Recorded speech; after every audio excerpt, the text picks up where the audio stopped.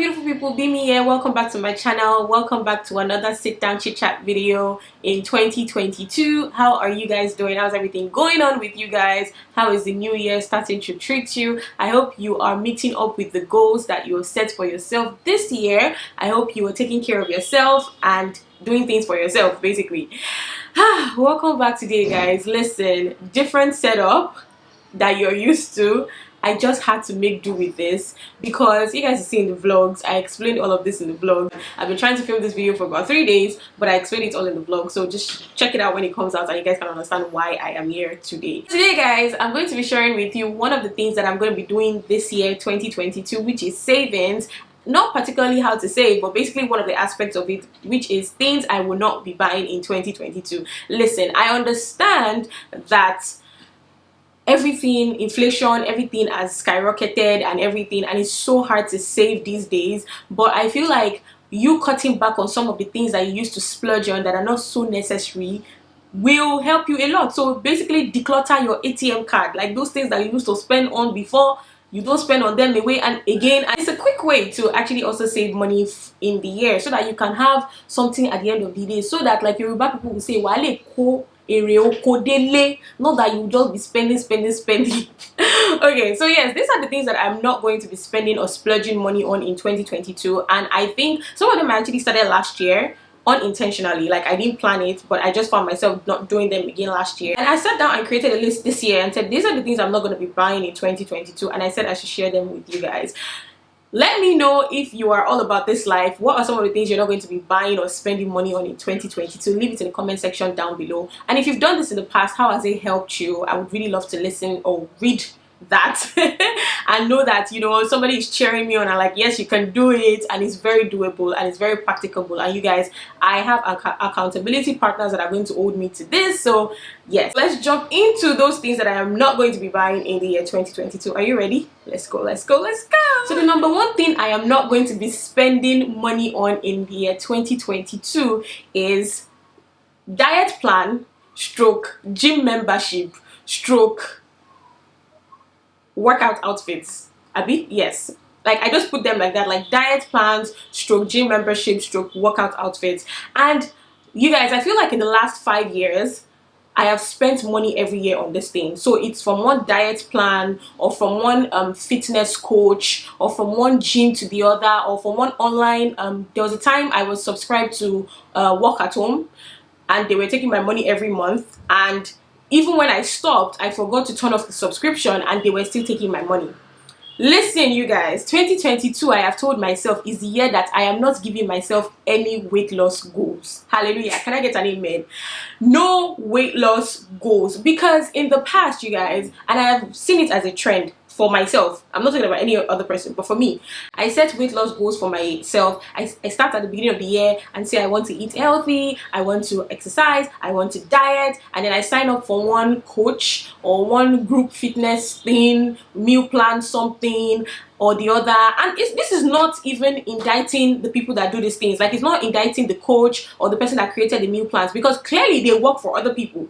People are consistent and they see results, but me, I just don't. I fall by the wayside. Maybe it is this 8-week plan or something. I'm consistent for about 4 weeks, and after that 4 weeks I fall by the wayside and I just don't pick myself back up and I beat myself up.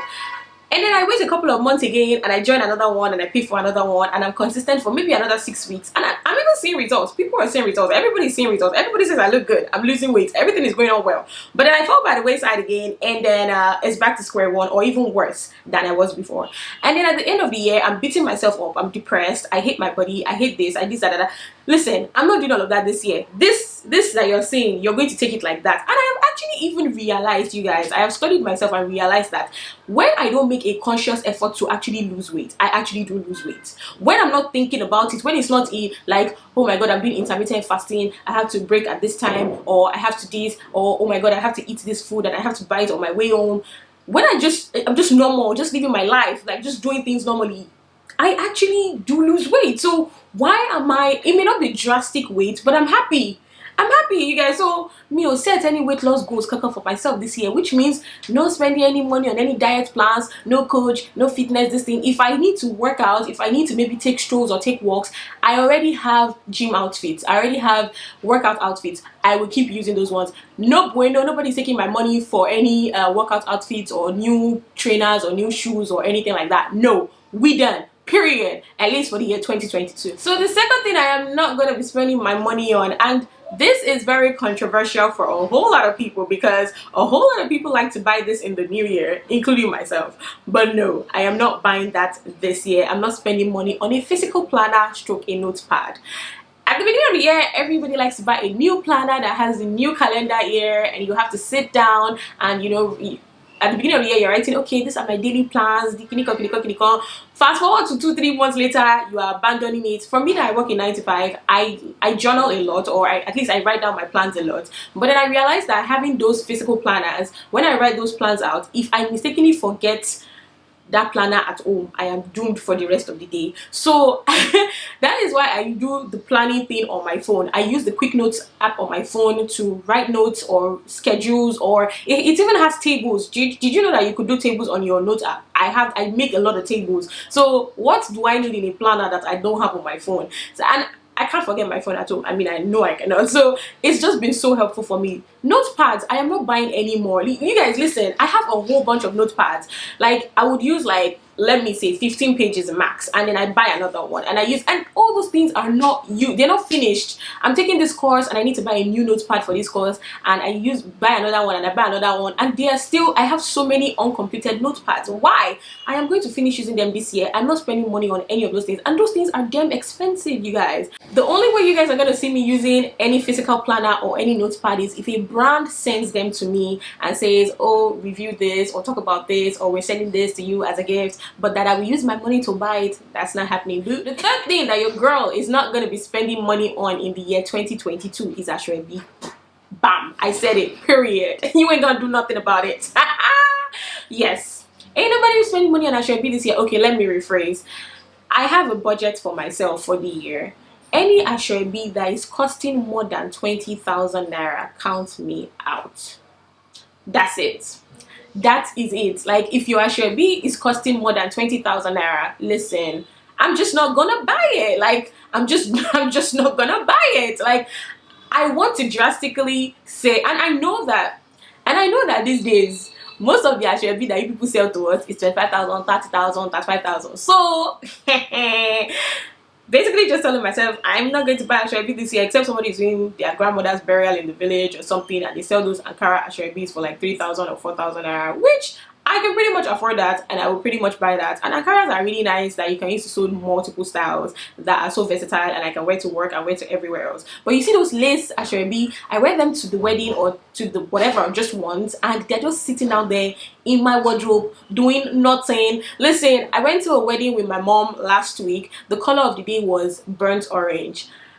I said I wasn't buying Ashwebi. I just opened my wardrobe, and trust me, I found a burnt orange outfit that I had. Lace that I wore from somebody's wedding from 2019, I believe, and I wore it and it fit. We're moving on to the next one. So the next thing I'm not going to be spending my money on in 2022, of which I never really spent money on in the previous years, are clothing brands, ready to wear brands. You know those ones you guys call ready to wear all over Instagram? They be acting like they cheap, but they're not cheap.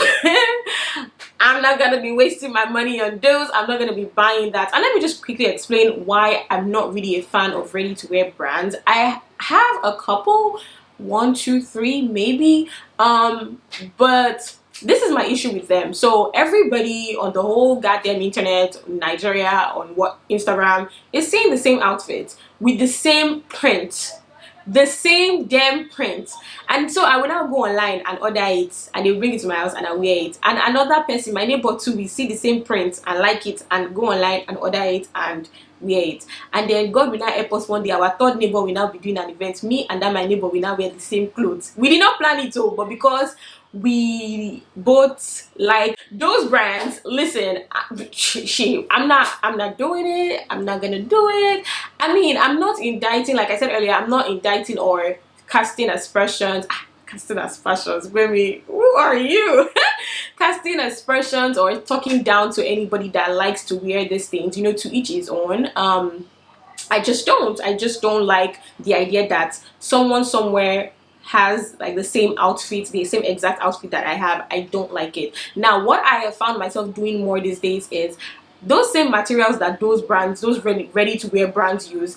I have people that sell those materials, so I buy them at a cheap rate, 3,000, 4,000, 5,000 naira, and then I give my local tailor to sew whatever style I feel like wearing with it. So like 3,000 naira, 4,000 naira to sew, and we're good to go. Now, the difference between that and your ready to wear brand is that yes, somebody else might have that same print, because obviously manufacturers print a lot of prints, right? But then I can use mine to sew gown, they can use their own to sew two-piece shorts and top.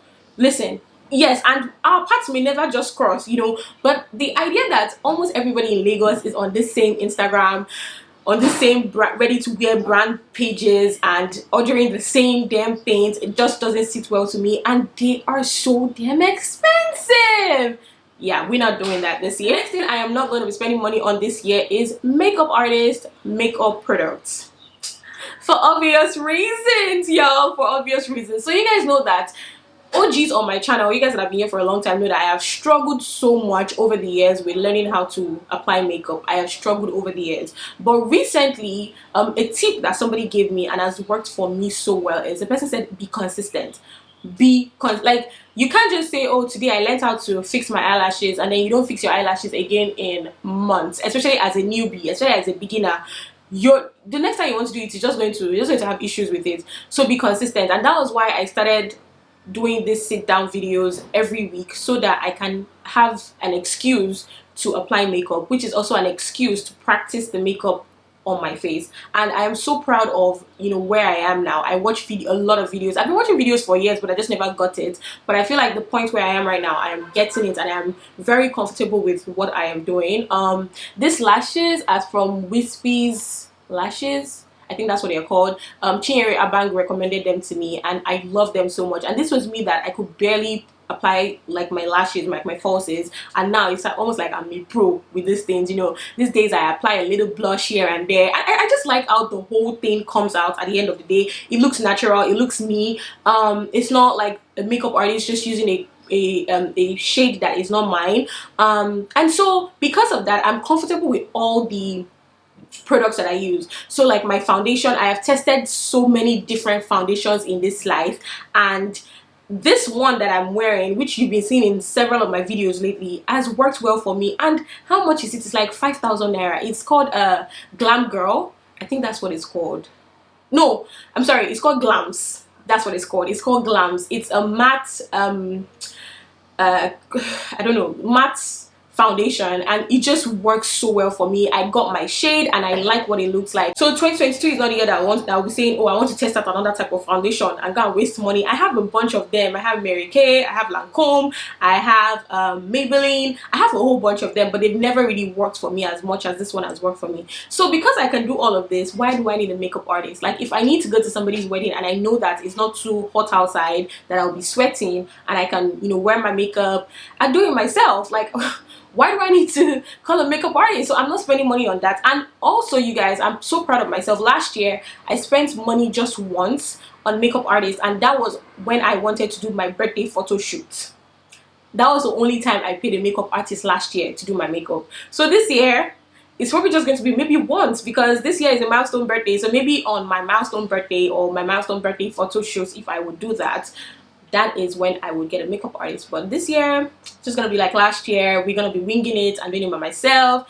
If I cannot, we carry my face, bare face like that, natural face, nothing spoiled. We still look beautiful, ladies. We look beautiful. Okay, so another thing that I am not going to be spending money on this year are unnecessary kitchen gadgets. You guys, those things are so addictive. They're so, and let me explain why I say they are so addictive. Like, you have a whole bunch of these Instagram pages, this home and gift shops all over Instagram, and they have all these mini little gadgets here and there for one thing or the other. You guys, one thing or anything you want in this life, they have a gadget for it. And in the past, I have found myself just buying a lot of those things that actually don't work, or they just work 1, 2, 3 times and then they never work again, or I don't even get to use them. Take for example, I got an air fryer about 2 years ago, and I can count on this hand how many times I have used that air fryer, and it was damn expensive, like because, you know, it was locked down. There was this phase where everybody was going through this old air fryer shindig, and everybody was trying to eat healthy and all of that. So I got mine too. It's not a bad thing to have an air fryer, it's good,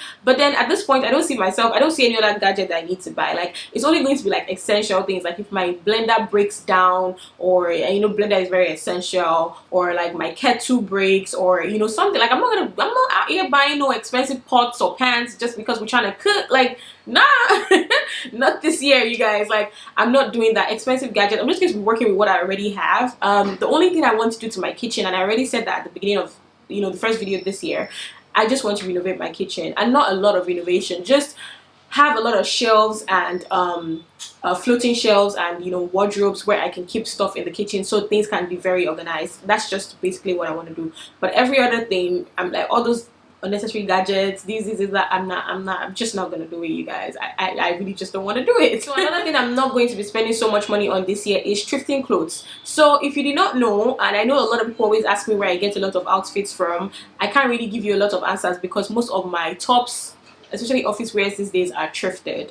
So I have all these Instagram thrifts pages that I follow, and you know, when I see something I like, when they post, and these days, and when they post, you have to say you like it immediately, because if not, somebody else would have bought it. So that's where I get a lot of the outfits that I wear to work and that you guys see in my videos and stuff like that. But then I realized that because they do that thing where when they post, if you don't quickly say, oh, I want this, if you even ask them 30 minutes and they'll say it's sold, like somebody has bought it already. So because of that, I realized that last year I found myself buying things I did not need, like clothes I did not need. So I would see this top, instead of me, you know that decision that you have to make in your head, like, do I want it, do I not want it? If it was a regular brand, you can close the tab, tomorrow you go there again and still say, okay, why do I need this, what can I pair this up with?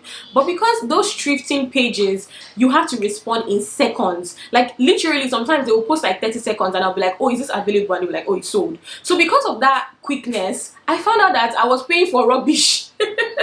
Some outfits were really good and I love them so much, but a lot of them also were just terrible. Like, they'd get to me and I'd be like, what is this? Like, where am I not supposed to wear this to? Where am I wearing this to? And I did not like them at all. Especially when I was trying to play around with colors. I was like, you know what? I'm just going to stick with my blacks and my blues and my nudes. It's just an advice to a whole bunch of you that also thrift clothes. Please don't let them psychologically mess with you, you know, because of that quick, oh, you have to say, is it available? And they say yes. Even for gadgets, like household gadgets, kitchen gadgets, you know, there's this page I follow, Bobo Tigo. If you don't stock in seconds, they'll say that it's already been sold. Well, you need to be sure that you need that gadget or you need that outfit before you pay for it. Don't just say, if I don't talk now, somebody will pay for it, and then you end up with something that you don't even want or doesn't even make any sense to you.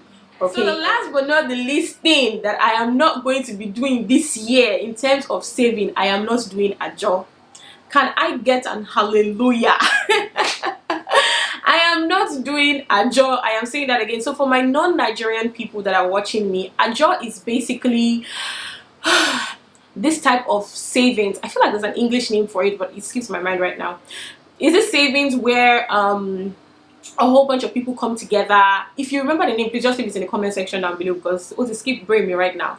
But then a whole bunch of people come together, and then I used to do ajo with my colleagues. So we'll come together and we'll say every month or every quarter or whatever, so different people will pick different months in the year, and then we then pay the person that is for that month, that is due for that month. It's like I don't know why the name escapes me right now, but it's a contribution. Yes, so it's like a contribution. So maybe like my month is July, the agreed amount, everyone will pay the agreed amount to me, and then I get to have my money for that month.